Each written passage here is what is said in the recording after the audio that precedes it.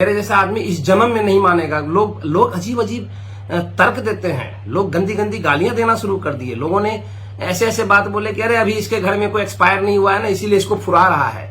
भैया तेरे घर में एक्सपायर हुआ होगा, लेकिन मैं लिख के दे रहा हूं कि कोरोना से नहीं हुआ होगा। या तो वो अगर अभी कोरोना आया, मुझे पता चले कि मुझे कोरोना हो गया और मैं दहशत से समाप्त हो गया या मेरे अंदर दहशत आ गई, तो बहुत सारा मेडिकल के लोग इस चीज पे डिबेट क्यों नहीं करते, कोरोना है या कोरोना नहीं है। या कोरोना की आड़ में जो गेम चल रहा है वैश्विक, एक जो मैं बार बार बोलता हूँ सरकारी महामारी है। सरकारी मतलब सिर्फ भारत की सरकार नहीं होती है, ये गवर्नमेंटल महामारी है और पूरे विश्व में इसके आड़ में पता नहीं क्या हो रहा है। इसका एक अलग रिसर्च का विषय है, एक अलग सर्वे का विषय है, एक अलग रिसर्च का विषय है। तो मैं बेलोर में भी था, मेरा चेस्ट एक्सरे हुआ हो, मैं इससे पहले मेरे को हार्ट अटैक हुआ था तो मैं पारस दरभंगा में था। कहीं कोई प्रोटोकॉल नहीं था, ईसीजी हो, इको हो, उसी पे सैकड़ों लोग चल रहे हैं उतर रहे हैं, कहीं कोई नहीं। अरे भैया 400 रुपया 420 रुपया ले लो, आप बेड बदल दो, हर पेशेंट का बेड बदल दो, मशीनें 4 रखो, एक मशीन को सैनिटाइज करो, एक बार अगर मेरा चेस्ट आप ले रहे हो तो करो। लेकिन कहीं पे कोई प्रोटोकॉल नहीं, कहीं पे कोई सिस्टम नहीं, और आप सिंपली बोल के चले जाओगे कि कोरोना। भैया इसका मतलब है या तो आप घर में घुसे हुए हैं, आप सरकार की पालन कर रहे हैं, या तो आपके मन में दहशत का बीज इतने गहरे बो दिया गया है कि आप डर जाते हो।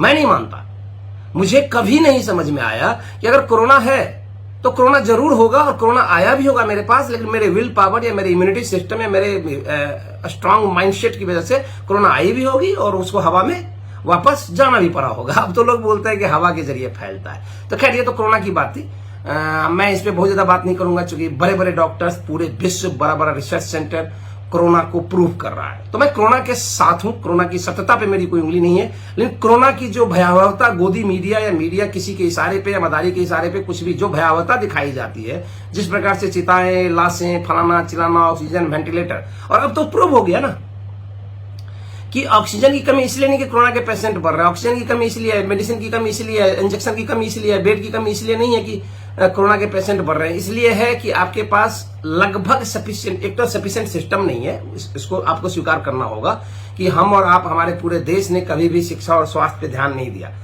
मतलब 40 साल, मैं पिछले 40 साल की बात कर सकता हूं, बाकी 70 साल का अपना आजादी का इतिहास है, कभी भी आम जन के शिक्षा और स्वास्थ्य के लिए कभी भी किसी ने नहीं सोचा।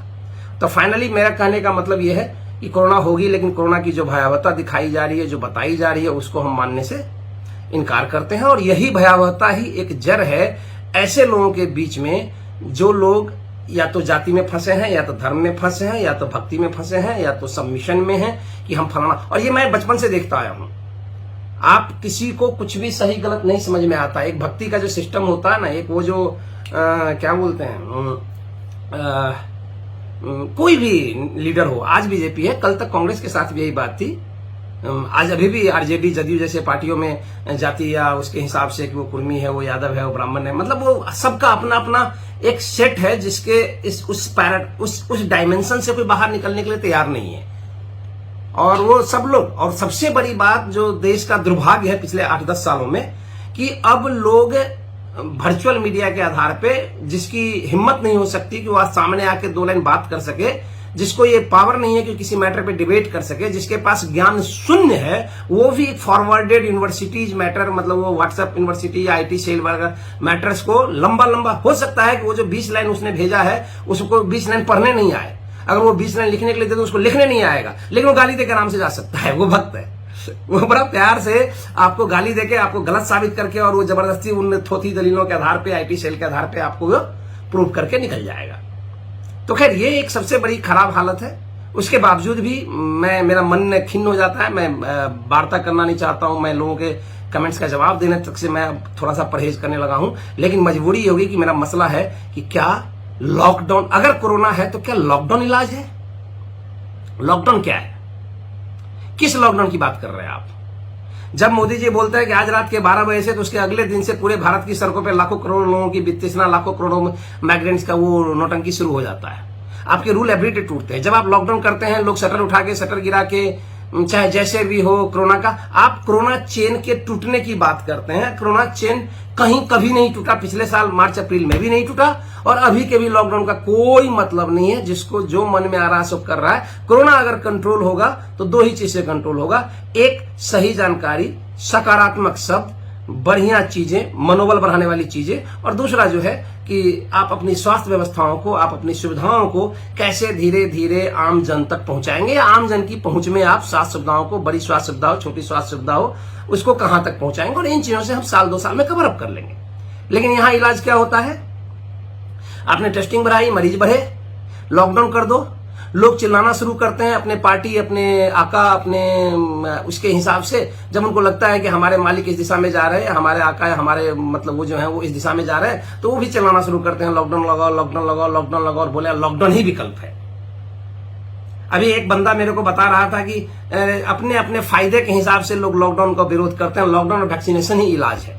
हाँ होगा, वैक्सीनेशन इलाज हो सकता है। अगर कोरोना है तो वैक्सीनेट करिए ना, लेकिन आपके वैक्सीनेशन में 135 करोड़ जनता को, वो भी डबल डोज, अगर सिर्फ 2 डोज तक रह गया तो, जिस तरीके से बीच बीच में 1%, 2%, 3% वो उसके बावजूद भी केसेज आ रहे हैं, अगर कहीं आपने बूस्टर डोजेज की बात कर ली, 3rd, 4th, 5th, तो राम जाने क्या होगा 5 साल, 7 साल, 8 साल, 10 साल।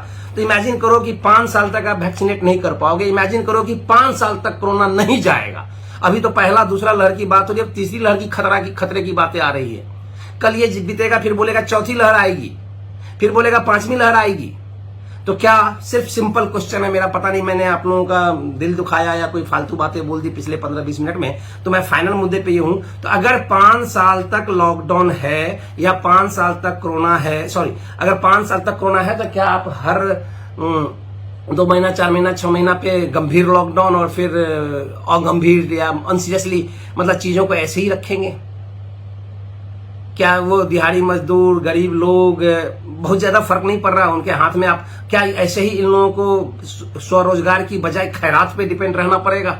क्या हमें मुंह ताकना होगा कि सरकार हमारे लिए क्या कर रही है? सरकारी लोगों का तो अपना पेट भरता नहीं, किसी का कोई फर्क नहीं पड़ता भाई साहब। गरीब लोगों को आप थोड़े बहुत पैसे फेंक के निकल जा रहे हो। जो सरकारी लोग हैं, जो सरकारी ऑफिस में है, जो सरकारी नौकर हैं, जो वहां उनकी नौकरियां भी नहीं गई है, उनके लिए तो त्योहार है कोरोना।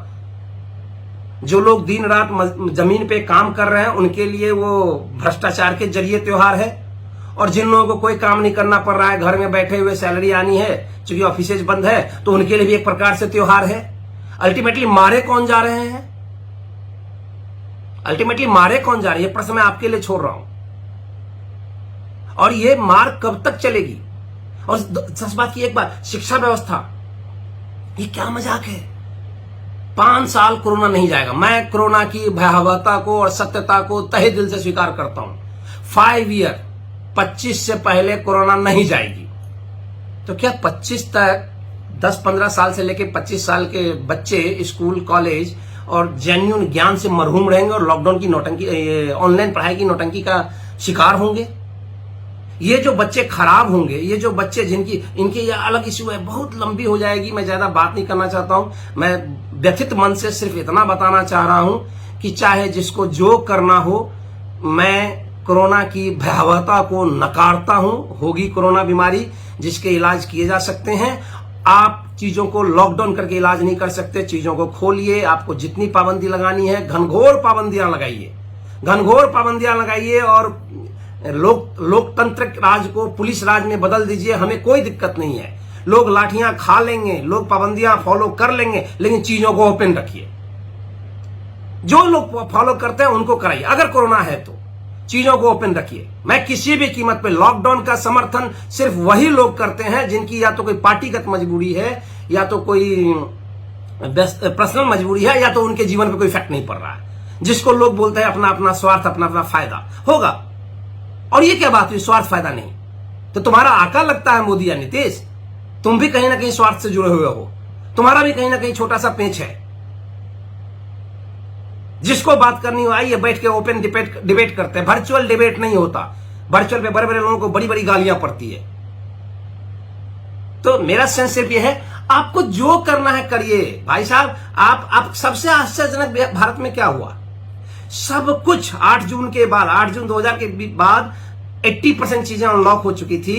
अगस्त आते आते 90% चीजें अनलॉक हो चुकी थी, 99% चीजें अनलॉक हो चुकी थी, सिर्फ एक चीज छोड़ के, एजुकेशनल इंस्टीट्यूशंस। क्या चाहते हो आप? कैसे ही देश की तमाम युवा पीढ़ी, तमाम किशोर, तमाम छोटे छोटे बच्चे एक मानसिक बीमारी के शिकार हो जाए, जबकि वही बच्चे अपने अपने घरों में कैद नहीं है भाई साहब। 100 में 80% बच्चे ठीक है, दार्जिलिंग नहीं गए, बंबई नहीं गए, शिमला नहीं गए, लेकिन एक अच्छी बात यह हुई कि लोगों के नानी घर का टूरिज्म फिर से जिंदा हो गया, रिश्तेदारों के टूरिज्म जिंदा हुए, वही बाद में जाके। शुरू में तो कोई किसी के यहाँ जाने आने से भी इनकार कर रहा था। संवेदनहीनता की हद तो ये थी कि पिछले साल भी लोगों ने अपने बाप, अपने परिवारजनों को, लाशों को छूने से इनकार कर दिया, बहुत सारे लोगों ने। क्या कोरोना से पहले ऐसा नहीं होता था कि कोई ठीक ठाक धिया पुता अपने मदर फादर को वृद्धाश्रम में धकेल आता था? अभी तो कोरोना के नाम पे मौका मिल गया कि भैया उसको हॉस्पिटल में छोड़ के लोग भाग जा रहे हैं। वो आदमी मर जा रहा है, उसको कोई ढूंढने वाला नहीं है, लवारिस लाश की तरह भरा पूरा खानदान है, लवारिस लाश की तरह उसको। तो ऐसे केसों को आप प्रमुखता क्यों दे रहे हो? ये चीजें बगैर कोरोना की भी होती थी।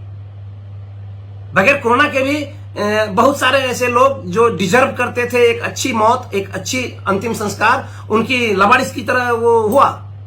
तो अभी तो आपने ऐसा बना ही दिया कि लाश में से वो निकलता है, वो वायरस फैलता है।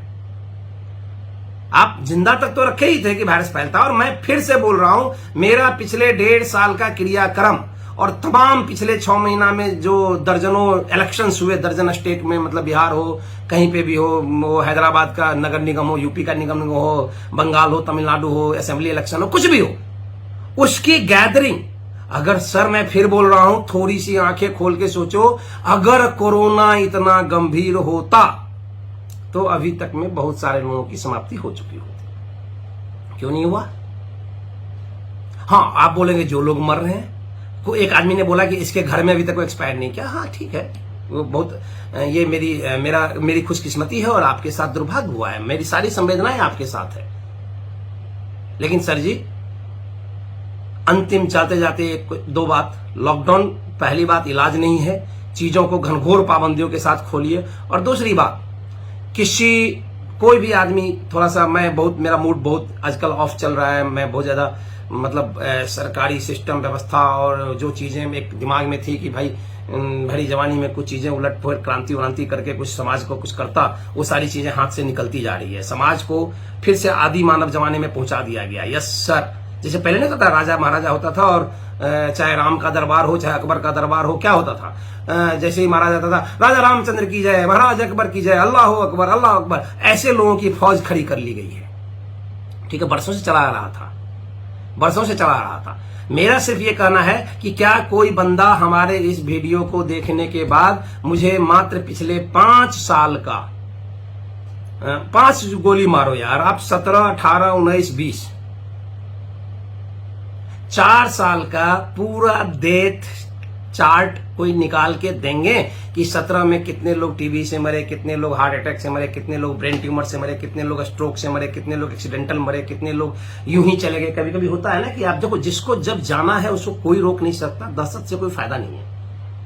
तो कोई हमको ये बताएगा कि मतलब कि कितने क्या डेथ का आंकड़ा था? चाहूं तो मैं भी खोज सकता हूं, लेकिन अगर आप ढूंढेंगे तो आपके मन को एक संबल मिलेगा कि नहीं, कोई बात नहीं, एकाएक पिछले 1.5-2 साल से भारतवर्ष में अन्य मौतें समाप्त हो गई, सारी बीमारियां ठीक हो गई। अब सिर्फ कोरोना होता है लोगों को, अब कोरोना के अलावा किसी को कुछ नहीं होता है। कोई गैस से नहीं मरता, कोई अल्सर से नहीं मरता, कोई हेपेटाइटिस से नहीं मरता, कोई एक्सीडेंट से नहीं मर रहा। एक्सीडेंट वाला भी मरता है तो फाइनली जाके कोरोना पाया जाता है। कोई हार्ट अटैक से नहीं मर रहा है।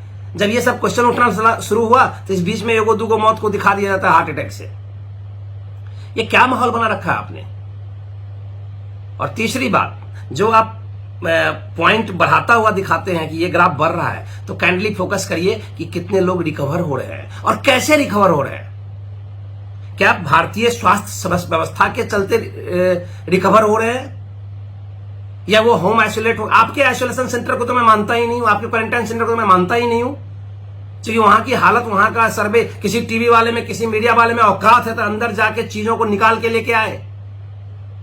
वहां का आदमी मर जाएगा भाई, जो वहां गया, क्वारंटाइन सेंटर पे गया, अगर कोरोना नहीं है तो कोरोना हो जाएगा। अगर आपका टेस्ट गलती से गलत भी है, निगेटिव पॉजिटिव, कोई भी कंफ्यूजन है, और ये सारी चीजें हो चुकी है 1000 बार, हजारों लोग, आज निगेटिव कल पॉजिटिव, आज पॉजिटिव निगेटिव, एक टेस्ट पे पॉजिटिव दूसरे टेस्ट में निगेटिव।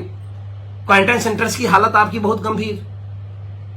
सिर्फ ये एक प्रकार से सरकारी गुंडागर्दी है।